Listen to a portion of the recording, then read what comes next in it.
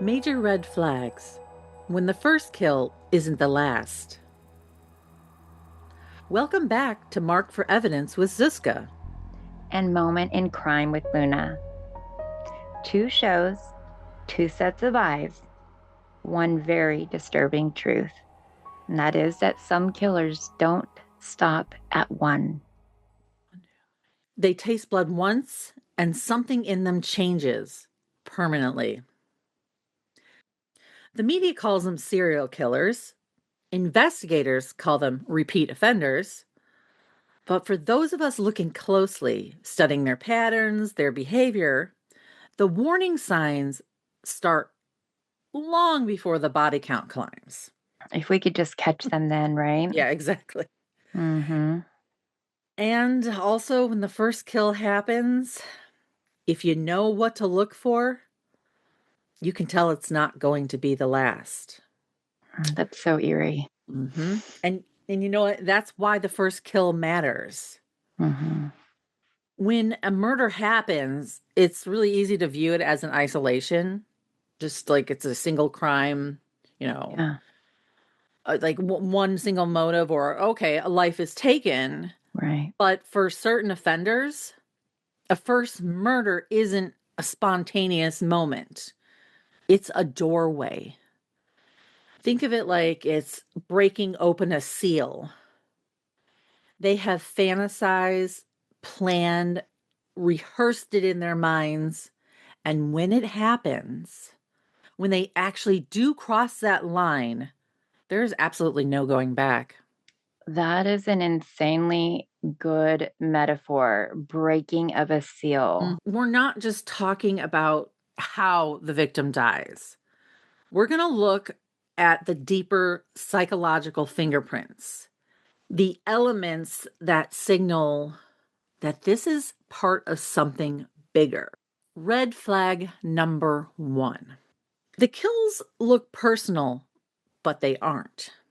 Investigators often describe a personal murder as one involving overkill, like stabbing far beyond what is needed, or massive blunt force trauma, mutilation, even. Yeah, so something that would kind of indicate like this isn't something that was like a what do you call it when somebody's self-defense, I guess. Yeah, That exactly. overkill. Okay, gotcha. Yeah. Mm-hmm. You're right. It makes sense when the victim and offender know each other. Like, for instance, rage or betrayal or even emotional heat. But when that level of violence is inflicted on a complete stranger, that's completely different. Because, Luna, it's not about losing control. At this Mm-hmm. point, it's about acting out a fantasy. Ooh. And that victim isn't personal to them. Mm-hmm. They're a prop, like in a script that the killer has been writing for years. Think about that. So let's talk about red flag number 2. And that's when the killer sticks around. Mm. Mhm. Girl, you're giving me the goosebumps. So some killers do vanish. Mm-hmm. However, some hover, and they will attend the vigils, and they will lurk around the crime scene. And they will even, have to look at every single news update on them. And, I've even heard stories about some even trying to help in the investigation, but like volunteering for search party or even giving interviews.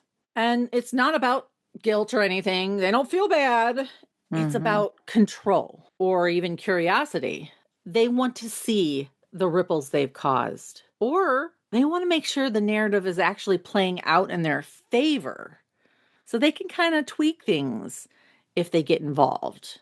And then we have red flag number 3, and that is where the signature begins. This is the killer's modus operandi, and that's their method. And it can change with time, but their signature, that's psychological. And it's the thing that they need to do to complete the act in their own mind. It's actually a form of obsessive compulsive. They have to do it or they're not going to feel like they've completed the act properly. Wow. So it can be anything like posing bodies in a certain way, or sometimes they leave something Hmm. at the scene of the crime, or sometimes they remove a specific item. Is it like token taking? Yeah, Hmm. absolutely. When you, though, see that signature in the first kill, this is how you know it isn't random, that it's Hmm. ritual. If you think about this, Linda, I wonder if any of them get mad if we miss the signature the first time or two, you know? Yeah. Do you remember that one time I was telling you about, I believe he went by Story Time Killer, or that's the name they gave him. So this man calls into Howard Stern, and him and his co-host, they were talking to him, and you can tell at first they're like trying to figure out, oh, this guy's joking around with us. He's, awful Yeah. joke, but that's Howard Stern's show, in my opinion. It's just all crude, right? Hmm. But this guy just very frankly says, I'm not joking with you. I am a serial killer, and I'm trying to figure out why I do it. Why you would call Howard Stern, I don't Yeah. know. Great But advice. really, Okay. what it ended up being is he started divulging information that was not made in public. And he had a thing where he was attacking sex workers. And his thing was he thought his signature would be like, oh, I'm going to make sure they get paid, and I'm going to be creative in the way that where I put the money. So the first time, at least the first time, I don't know how many times it was missed, but the first time it was missed. And this occurred in New Orleans where the bodies were found. And you're right. His method changed. He had two. So in the Mm. beginning, it was like strangulation, I believe. And then I think it was he used an object for the later ones. But either way, he described the way he would tell them that they were about to die. Very crazy. Oh, But he's describing all this, and there's a point in which you can tell that Howard Stern is like, I think we're talking to the real deal. This is back in 91. So it's not like Howard Stern could press a button and find out where yeah. this man was, right? Yeah. So the guy ended up being pulled over, and he said, oh, I was working on my car. I was, changing whatever in my car, fixing something. But there were no tools to change anything, fix anything. What he did, however, have is at least makings of the beginning of a kill kit, if not the full kill kit that had been used. Lovely. And that is how he was actually caught. So I love how, Yeah, they missed his signature about the they money, did. and oh, his And narcissistic feelings were hurt. yes, yes, he expressed how bad they were hurt. It really disturbed him. And you can hear it. He talks about it. You can hear him talk Yeah, about it. guys, look it up on YouTube and check Hmm. out the interview between them. Yeah, back in 91. I think it's Storytime Killer, the name, something to that effect. So here's another really creepy red flag, Hmm. and that is returning to the scene. Oh yeah. Now, this one to me is like one of the most unsettling traits that they have. They come back, and a lot of times it's going to be to move evidence, but not all the time. Often it's because they're trying to relive it. I mean, so case in point, Ted Bundy returned to, and I'm going to give you the word he used, his dump sites. And it was not to clean up, it was to re engage. It really was. It was to really merge that reality with that fantasy in his head. And current case that now convicted killer of the Idaho Four, Brian Koberger. If you guys will remember, so they have a lot of documents coming out. But if you remember, one of the first things that they noticed is that though there were two surviving roommates that were in this college house that was right off campus, and one of them came face to face. By this time, he had already killed four. From what the evidence shows, is that the belief is he came for one, but encountered three that he wasn't anticipating. So the fifth one that he encountered, they believe he was simply tired or delirious or worried that the police had been called. His method was a K-bar knife Hmm. and underneath the leg of the very first victim. was the knife sheath, cleaned Hmm. completely of his DNA except the bottom snap. So he cleaned the top of the snap, but the very bottom had his DNA. There are plenty of circumstantial things. There are videos of his car leaving, but he came back to the scene the next morning. So this happened at 4 in the morning. They had all been drinking their college, having fun. She was like, did I see what I think I saw? I know I saw somebody like in a dark. He had one of those masks that only you could see the eyes, right? And he was wearing a dark suit. And she said he carried something that looked like what she thought was a vacuum cleaner. So she Hmm. was completely like, I don't know what I saw. She ends up talking to her roommate who was downstairs because none of the other four roommates were answering. She thought, well, they must have been out drinking, having fun. There was parties that night. There were dances that night. She thought maybe they were passed out. She could not even fathom that had been happening. Who would fathom that? Who could even think that, right? So he comes back the next day and you can see his car. 9, 10. No police were there. They weren't called until almost noon because the girls were asleep. They woke up. Then they realized, I don't know if this is if that was a dream because they kept calling the roommates' phones and nobody was answering. Huh. And this is a 3-story home.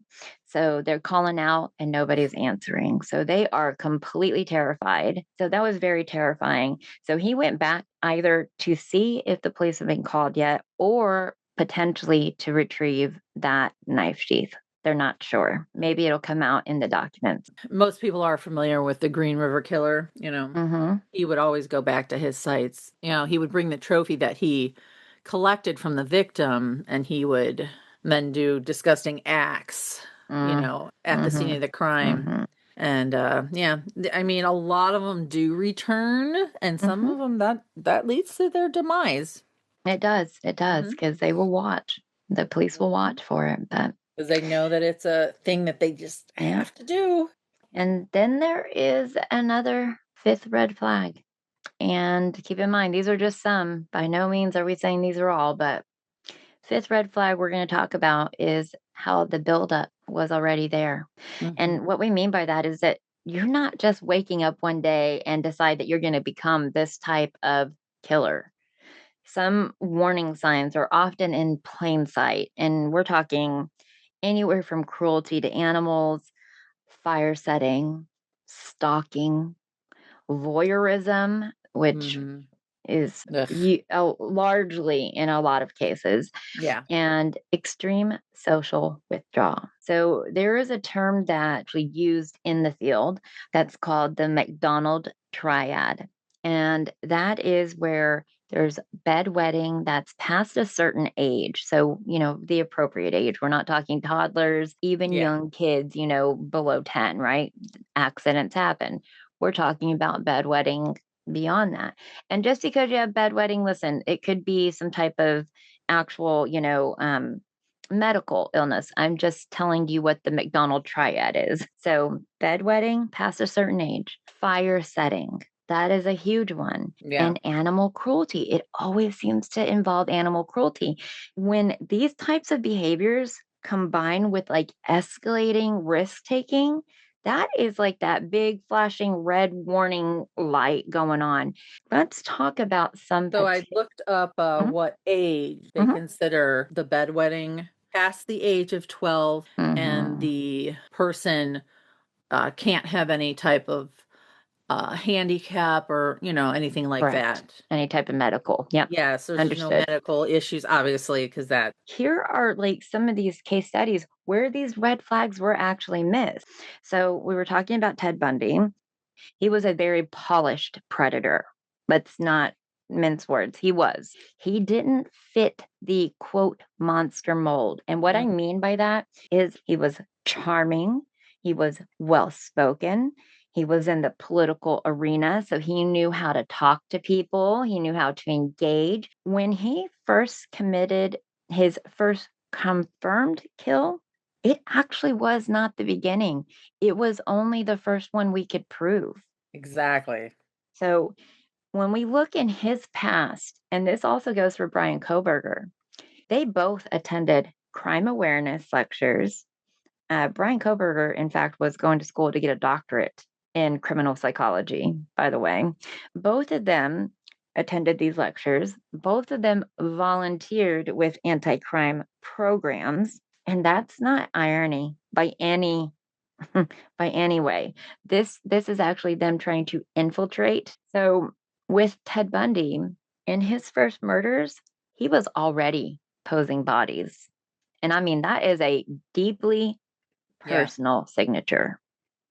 Now, this next one creeps me out. I think it will creep out everybody. I mean, we're all obviously like Yeah. true crime, but this one of Israel Keys, man. So the ghost who planned everything, right? And they planned everything ahead. He had buried kill kits. I'm talking firearms, restraints. He had cash and he spread it all over the US. They were buried and spread all over the US. And sometimes they would be there years before he would ever use them. I imagine there probably still are some that have not been Oh, I used. imagine there's some still Right. buried. And that's not impulse, that's strategy. And his victims, on top of that, his victims were random. There was absolutely no connection. And that is how he stayed invisible. You know how he got caught? He got caught because he broke his own rules and he killed someone by his house. Because, he was burying all those kill kits, like you said, in all these different places, and they were not by his, place in Alaska. Mhm. And he Mhm. killed someone close to home, and that's how he got caught. He broke his own rules. Mhm. I'm sorry. So when we think about like this precision and the patience that he showed, there was really one thing that was very clear, and that was that he had done it before. This was obviously not a first time offender. This was a seasoned offender by all stretches of the imagination. I don't think they'll ever know how many people he actually murdered. I agree. And then we have Aileen Wuornos, Oof. who is, this is survival as compulsion. Now, listen, if you have not seen Charlize Theron's version of the story of Aileen Wuornos, it's called Monster. You owe it to yourself to watch it if you are a true crime fan, because she got her mannerisms down to a T. And in fact, they were able to really, really make her look like Aileen Wuornos. I'll have to check that out. I haven't had a chance to watch that. With her first killing could actually have been deemed as self defense. It really could have, because she was a sex worker. She killed a very violent client. But what happened is she started doing it again and again and again, and that pattern emerged. So we're talking same type victim, same weapon, same method. She was killing for survival and control. And next, let's talk about Jeffrey Dahmer. Jeffrey. So Oh. the fantasy never left him. Never. His first kill at 18 was supposedly accidental. Mm, I Yeah. think we both beg to differ on that one. Yeah. But, he'd been fantasizing for years. And after a really long gap, he escalated so fast. He was taking trophies, he was posing bodies, he was attempting to create living zombies that he could control because he wanted them to live there with him. It was insane. And the part that I will never get over is the way that the police turned over the gentleman that actually was able to get out of the house, Ugh. was undressed, who woke up from, I believe, a concoction that had been made. He woke up, he escaped. The police returned him because Jeffrey described it as a lover's spat, and they gave him back as if he was his to give back. It was disturbing. Exactly. And then we have the cold case tie in. This Mm. one, the Long Island serial killer. Now, listen, this is the Gilgo Beach murders, and this is still actually going on. So we're going to have to say alleged. These occurred over a decade. So there's so many questions that still need to be answered. Multiple victims, same general type, petite women, sex workers, a lot of them dumped in the same area. And there were long gaps between killings. And because of the corruption in that area, from political corruption to police corruption because they also had, we'll say, run-ins with sex workers as well. They were really trying to get the heat off their back because the FBI came in and were really trying to help out. He would even contact the victims' families. Yeah. And that's not just cruel. That's so calculated. That's so manipulative and disgusting. So, for years, cases were scattered between jurisdictions, and the pattern wasn't seen, and it wasn't wanted to be seen. Let's be honest. It wasn't because of the corruption as well. So, that is how a killer can actually walk among us for years. You Mhm. know, when one hand doesn't want to talk to the other hand, come together and let's work together. Yeah. True crime podcasts get the word out to where maybe some other people would never have even heard of it. And you could potentially have some information that could help out. So I say we need to keep doing what we can do. All of us, there's some fantastic ones out there. But right now, you are listening to Moment in Crime with Luna. And Marked for Evidence with Ziska. If this story lingers in your bones, please follow both of our shows and turn on your notifications. Please leave us a comment. Let us know what you want to hear about next. You know, forward it to your favorite true crime friend before the story finds them first. And leave us a like. We appreciate that. Thank you so much. And until next time, lock your doors, guys. Keep your mind sharp, stay aware, and never look away from the red flags, especially the ones that look back. If you see something, please say something. Yeah. Till next time, guys. Bye. Bye.